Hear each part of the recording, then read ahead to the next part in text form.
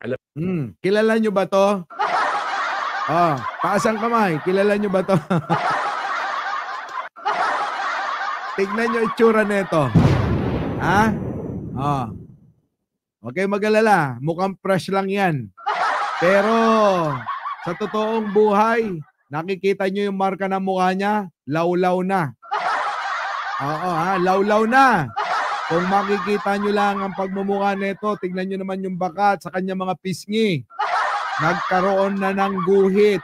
Oo, yung taba na pinanggalingan ng kanyang pagmumukha, yaan. Oo, lumawlaw na.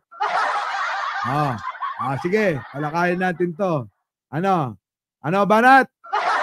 Well, alam niyo nagpapatunay na si Presidente Duterte minahal ang taong bayan dahil buo ang kanyang pagmamahal sa ating mga kababayan. Nako, hindi na ngayon.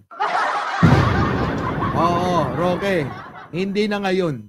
Yang sinasabi mong mahal ng tao, mahal ng mga bobo, naniniwala ako.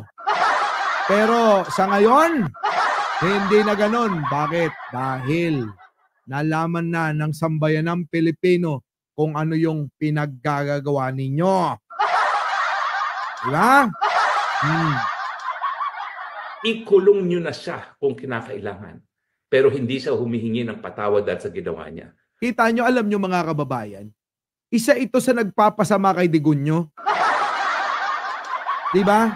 Isa ito sa nagpapasama kay Digunyo. Itong idol ng mga bobo. Diba? Mga kababayan, kita nyo? Kung ano-ano mga sinasabi niya, kaya ayan tuloy, Kaya eto, hindi nyo kakampi to. Kaya sige, magsalita ka lang na magsalita, ha? Ang ginawa niya, binigyan niya tayo ng mga tahimik na mga komunidad. Nako, ayan na nga ba yung sinasabi ko kanina?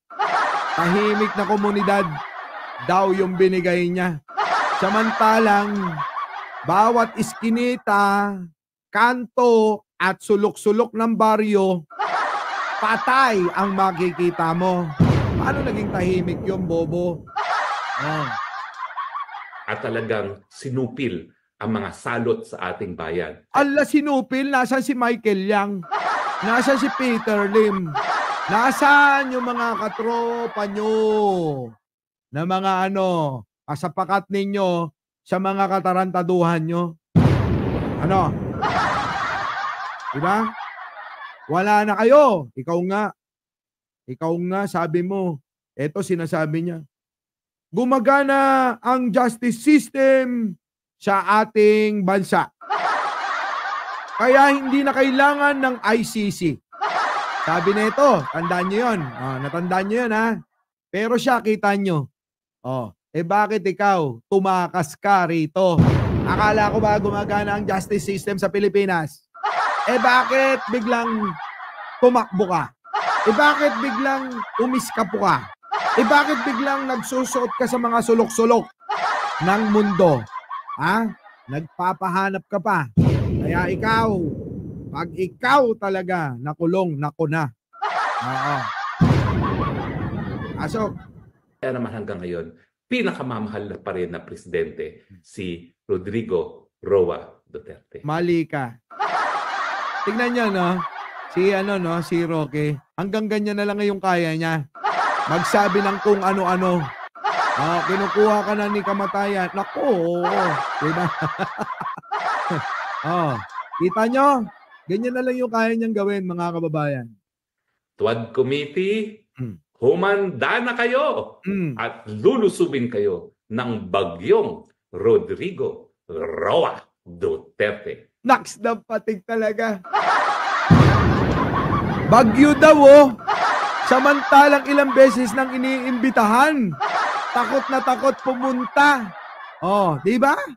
Ngayon, kung pupunta, maganda yan. Magkakaalaman na. Bakit?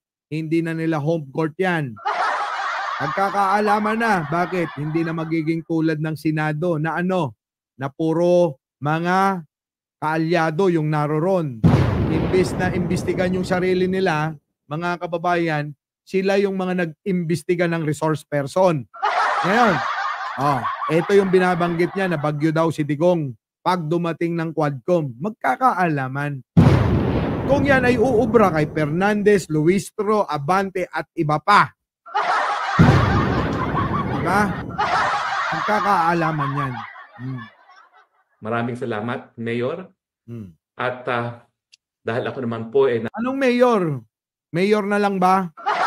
nabigyan ng Panginoon na maglingkod sa inyong administrasyon. Hmm. Kinagagalak ko po. Naglingkod ka nga, di ba? Kay Cassandra Leong. At saka kay Alice Go.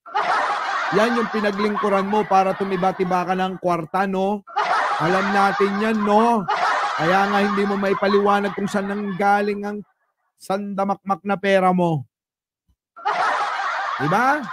Saan mo dinala, saan nanggaling, at paano mo kinita? Hindi mo nga maipaliwanag. Oh. Paano na? Paliwanag mo muna. Saan mo nakuha ang sandamakmak na pera mo? Bago maniwala ang mga bobong katulad mo. Dahil dito sa channel ko, marami kaming panggulo at mahal na mga DDS na naniniwala sa'yo. Yung iba nga dito, tulad ni Aljem Romero, mahal na mahal ka neto. Kaya pag ikaw ay bumalik dito, tandaan mo si Aljem, magpupunas ng puwet mo. Di ba? Isama mo na si Skyrank. Oo. Sino ba? Skyran ba yon? Ewan ko kung ano pangalan nun. Nawala na. Oh, yung kanina diyang bobo. Skyran ba yon? Oh. Sama mo na si Skyran. Hindi lang magpupunas din ng puwet mo. Kung hindi, ihimurin pa nito. Oh, saan ka pa? Diba? Kaya mga kababayan, yung mga DDS nating mahal na mahal natin dito, si Skyran, si Aljem Romero, na idol, ang isang kurakot na tao tulad nito, umanda na kayo. Kailangan paglingkuran nyo ang puon nyo. Oo. Kung sinigon nyo ang pinuno, eto, yung kanang kamay ng puon nyo. Siyempre, pag pinaglilingkuran nyo ang puon nyo, pati kanang kamay, dapat. Oo. Sinususo nyo. Oo.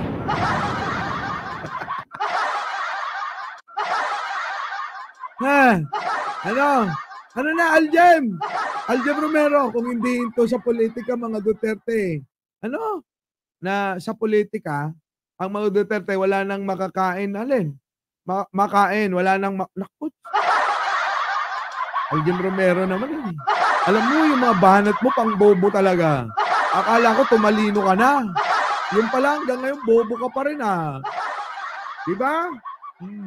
Basta, yung mga puwet nito huwag niyong kakalimutan. Pwede ba haba-habaan niyo ang yung mga dila? Lalong-lalo na kapag dinidilaan niyo yung butas ng puwet niya. Habaan niyo, patulisan niyo yung dila niyo Para simot na simot talaga. So mga kababayan, naku, ang haba na ng oras natin. Oo, wag natin sagarin ng isang oras dapat kasi itong live natin kasi yung ating boses nawawala na. Muli, opo mga kababayan, bahala na kayo dyan. Ako po, ang inyong lingkod. Opo, Mike Cervera po. Laging nagsasabing mahalin po natin ang ating kapwa, pagdasal po natin ang ating bansa. Bago po tayo maghiwa-hiwalay, huwag niyo pong kakalimutan na mag-like, mag-share at mag-subscribe. Sa lahat po ng mga kababayan natin, OFW at mga naiwan sa Pilipinas na patuloy ng lumalaban para sa ating bansa, saludo po sa inyo. Our beloved Boss Mike